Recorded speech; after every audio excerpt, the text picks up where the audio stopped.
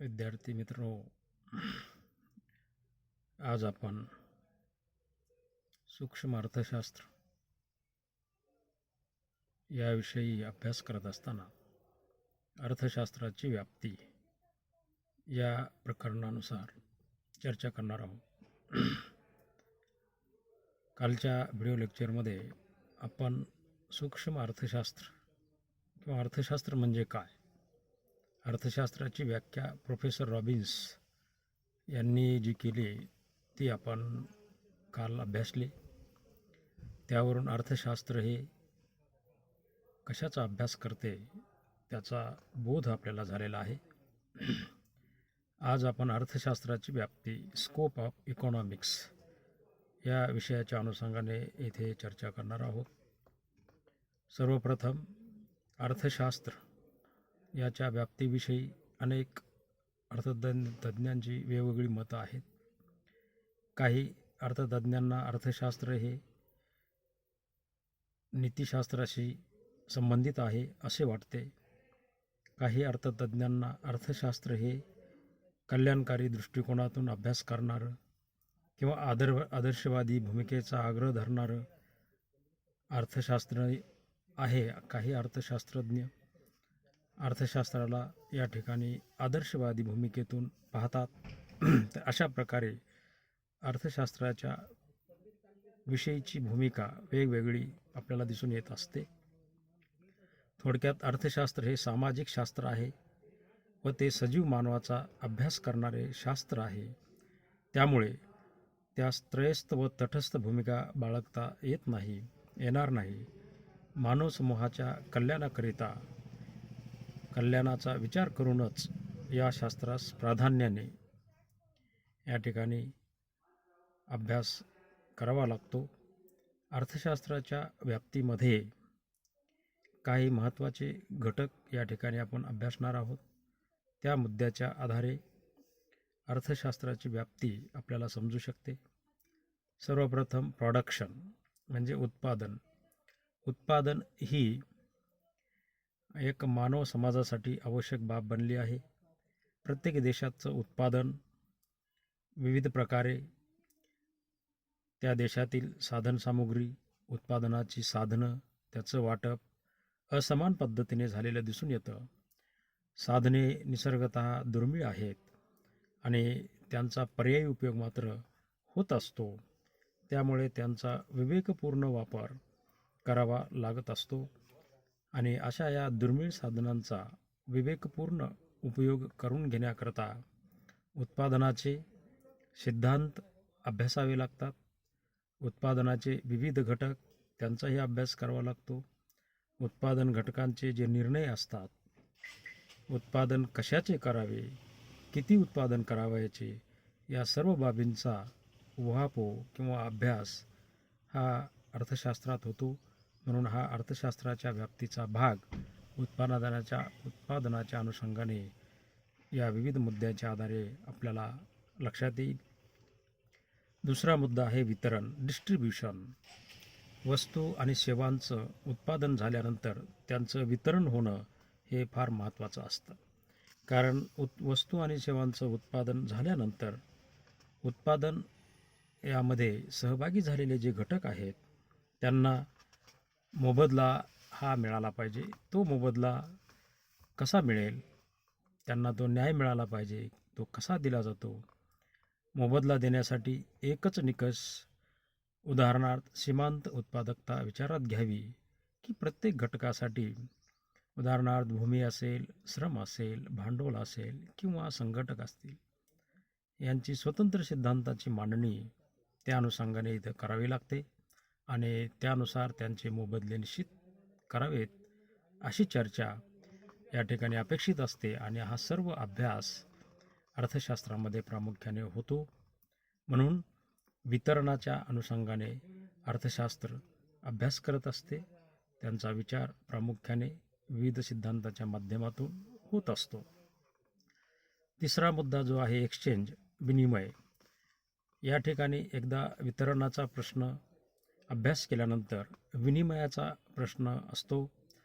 म्हणजे स्वतःकडील वस्तू आणि सेवा आपण जेव्हा इतरांना देतो आणि त्या वस्तू त्यांना देऊन त्यांच्याकडील वस्तू आणि सेवा प्राप्त करतो, याला आपण विनिमय असे म्हणत असतो. आणि अशा प्रकारे विनिमयाची अपरिहार्यता प्रत्येक घटकास माहीत असते. यातूनच श्रमविभाजन महत्त्वाचे ठरत असते. आणि म्हणून श्रमविभाजनाच्या अनुषंगाने वस्तूची मागणी, पुरवठा व समतोल किंमत, बाजार तसेच बाजाराचे विविध प्रकार या सर्वांचा अभ्यास या विनिमय या घटकामध्ये प्रामुख्याने केला जातो आणि तो अर्थशास्त्रामध्ये प्रामुख्याने दिसून येतो.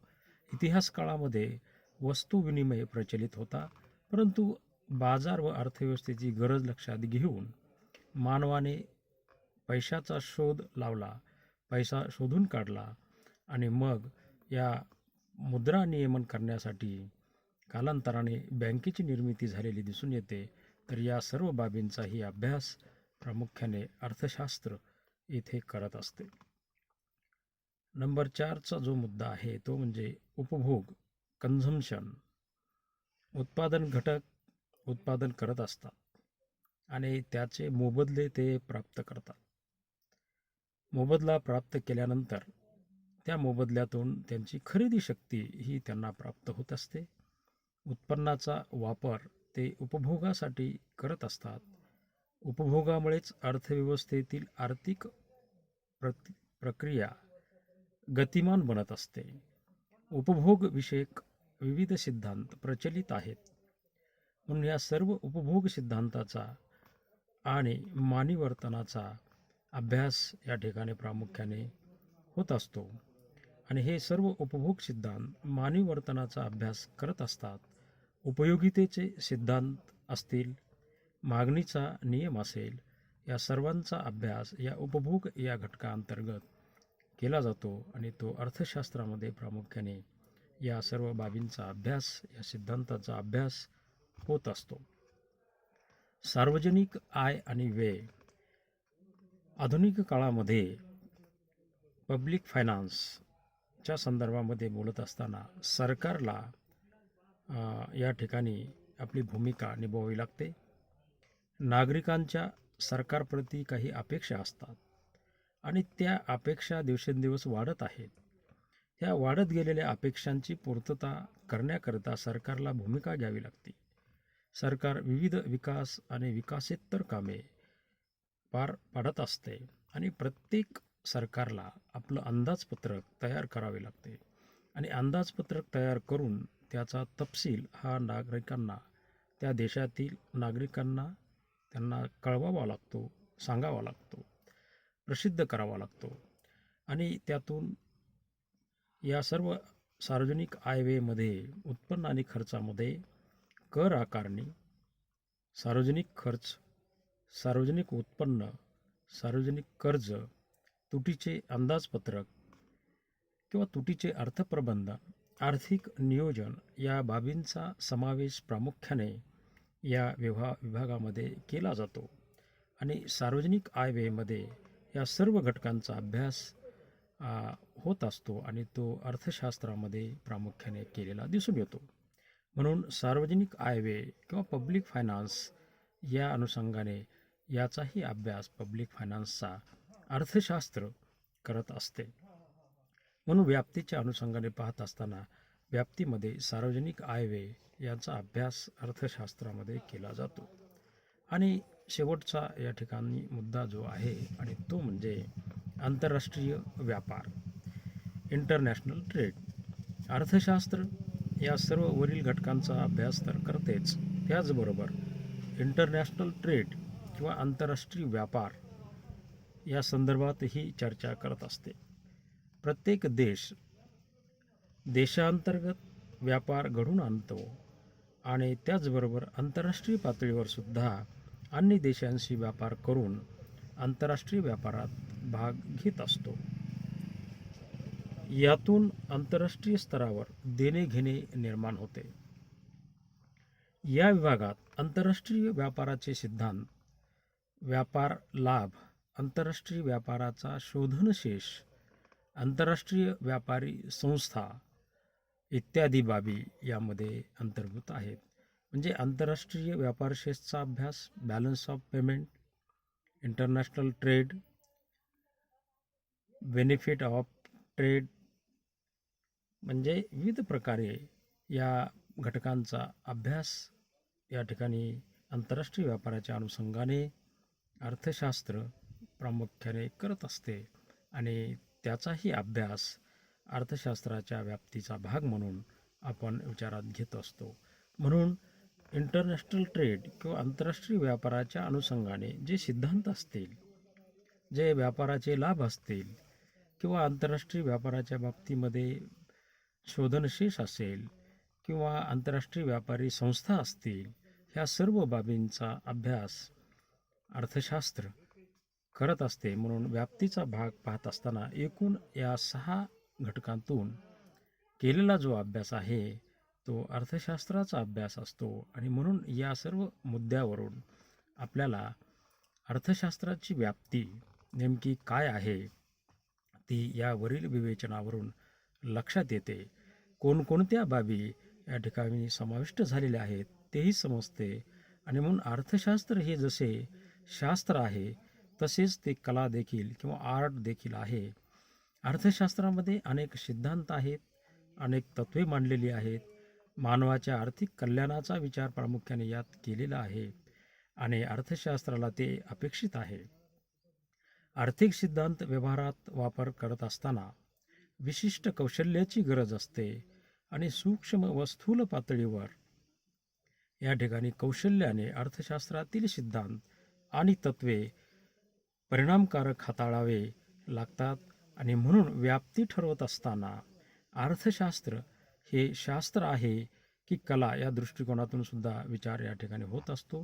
प्रामुख्याने व्याप्तीचा विचार करत असताना वरील सर्व मुद्द्यांचा अभ्यास अर्थशास्त्र करते आणि त्यातून समाजाचं कल्याण, मानवाच्या आर्थिक कल्याणाचा विचार प्रामुख्याने या सर्व ठिकाणी या मुद्द्याच्या माध्यमातून तो अपेक्षित असतो आणि तोच दृष्टिकोन समोर ठेवून अर्थशास्त्र आपले सिद्धांत निर्माण करत असते आणि व्यवहारामध्ये ते वापर करत असताना त्या दृष्टिकोनातून विचार करत असते आणि म्हणून आर्थिक कल्याणाचा विचार प्रामुख्याने या ठिकाणी अपेक्षित आहे आणि म्हणून यावरील सर्व मुद्द्यावरून एवढं स्पष्ट होते की अर्थशास्त्र या ठिकाणी सर्व मुद्द्यांचा अभ्यास करत असल्यामुळे त्याची व्याप्ती प्रामुख्याने किती आहे आणि कोणत्या बाबीशी संबंधित आहे हे आपल्याला या ठिकाणून स्पष्ट होते आणि या मुद्द्यावरून त्याची पूर्णपणे कल्पना येते. आणि म्हणून मित्रहो, या ठिकाणी मी आपणास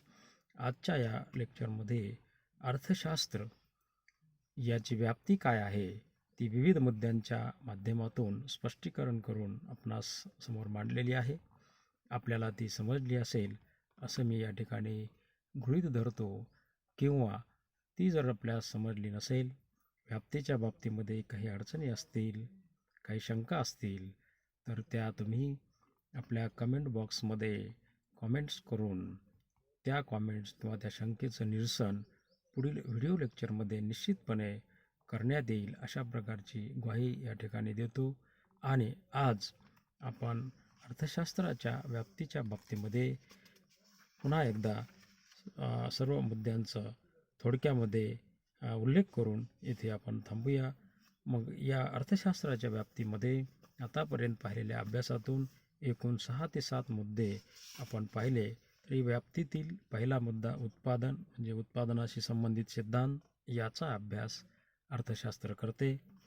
दुसरा मुद्दा डिस्ट्रीब्युशन, झालेलं उत्पादन, वस्तू आणि सेवांचं उत्पादन, त्या संदर्भामध्ये जे उत्पादन करणारे जे उत्पादन घटक आहेत त्यांना मिळणाऱ्या मोबदल्याच्या संदर्भामध्ये अभ्यास या ठिकाणी होतो. म्हणजे वितरणाच्या संदर्भात विविध उत्पादन घटकांना तो मोबदला कसा मिळतो, म्हणजेच या ठिकाणी त्याचाही अभ्यास या ठिकाणी केला जातो.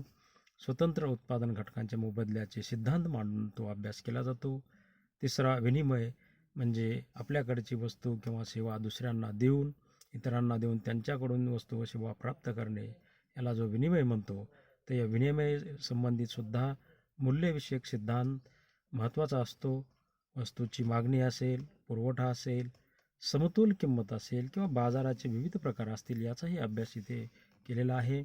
उपभोग याच्या संदर्भामध्ये या अभ्यास आपल्याला अर्थशास्त्रात करावा लागतो. उपभोग विषयक विविध सिद्धांत प्रचलित आहेत. त्यामध्ये उपयोगितेचा सिद्धांत असेल, मागणीचा नियम असेल, याचा समावेश प्रामुख्याने उपभोगमध्ये येतो आणि त्याचाही अभ्यास अर्थशास्त्र करते.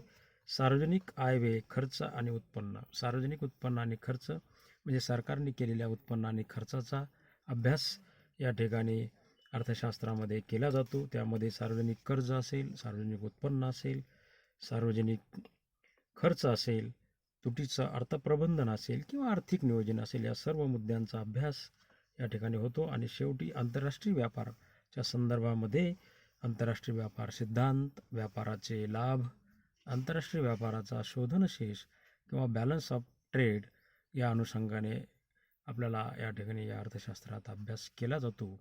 आणि म्हणून अर्थशास्त्रात या सर्व वरील मुद्द्यांचा अभ्यास होतो आणि यावरून या अर्थशास्त्राची व्याप्ती, अभ्यासाचा व्याप किती आहे, अभ्यासाची व्याप्ती किती मोठ्या प्रमाणात आहे ते आपल्याला लक्षात येते. थोडक्यात मानवाच्या आर्थिक कल्याणाच्या दृष्टिकोनातून हा सर्व अभ्यास, आर्थिक सिद्धांत मांडलेले असतात आणि त्यातून अर्थशास्त्र ही दिशा देण्याचं काम प्रामुख्याने करत असतं. हेच या ठिकाणी थोडक्यात आपल्याला सांगता येईल. आणि हे सर्व मुद्दे आपल्याला थोडक्यात पुन्हा सांगितलेले आहेत. त्यामुळे या मुद्द्याच्या अनुषंगाने अजून काही अडचणी असतील तर त्याही तुम्ही विचारू शकता. त्याची उत्तरं पुढील व्हिडिओ लेक्चरमध्ये देण्यात येतील. एवढे बोलतो आणि आजच्या या व्हिडिओ लेक्चरला पूर्णविराम देतो. धन्यवाद.